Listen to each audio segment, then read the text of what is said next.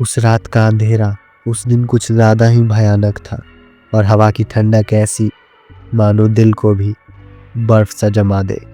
वहीं गांव के बाहर एक पुराना घर था जिसका पेंट उड़ा हुआ था। वो घर गांव के बाहर और जंगल के बीच में खड़ा था।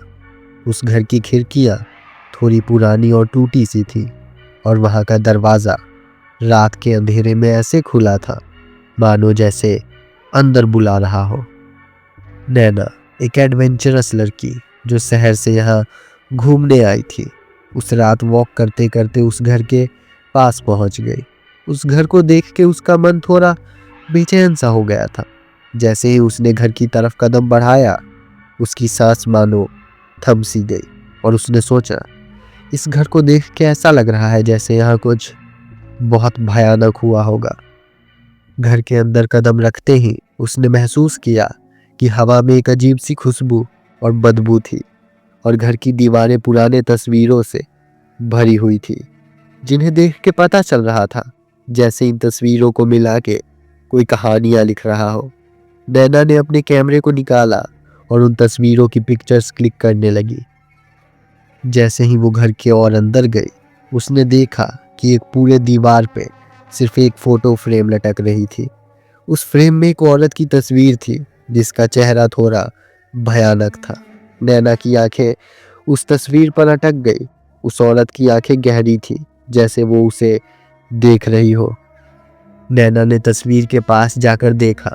घर की खामोशी में एक अजीब सा शोर सुनाई देने लगा। घर के अंदर की हवा का रुख फिर बदल गया। नैना का दिल धड़कने लगा। उसने महसूस किया कि कुछ है जो यहाँ उसके पास है और उसे देख रहा है। जब वो दूसरे कमरे में गई, तब उसने देखा कि एक पुरानी डायरी एक कोने में पड़ी हुई है। उसने डायरी को उठाया और उसने देखा कि इसमें एक पुरानी कहानी लिखी हुई थी। जैसे ही उसने डायरी का पन्ना पलटा, एक पुरानी तस्वीर मिली जिसे देख के लग रहा था जैसे वो उसे घूर रही थी। वो वही औरत थी जिसका चेहरा फोटो फ्रेम में था। हवा में एक भयंकर ठंड महसूस होती है, जैसे कुछ उसके पास आ रहा हो। नैना का दिल तेजी से धड़क रहा था। उसने देखा कि डायरी के पेजेस खुद ही पलट रहे हैं, जैसे अब कुछ ऐसा होने वाला हो जिसका ख्याल भी नैना को डरा रहा था। घर के कोने में एक रोशनी चमकती है। नैना ने देखा कि रोशनी तस्वीर से आई है। उस औरत की आंखें अब और गहरी हो गई थी, जैसे वो उसे बुला रही हो। नैना ने न जाने क्यों पर एक कदम आगे बढ़ाया, लेकिन तभी एक तेज हवा का झोंका आया और घर में सब कुछ हिलने लगा। नैना का कैमरा गिर गया और उसने देखा कि वो औरत अपनी तस्वीर से निकल के उसकी तरफ आ रही थी। उसकी आंखें और भयानक लग रही थी, जैसे वो उसे मार देगी।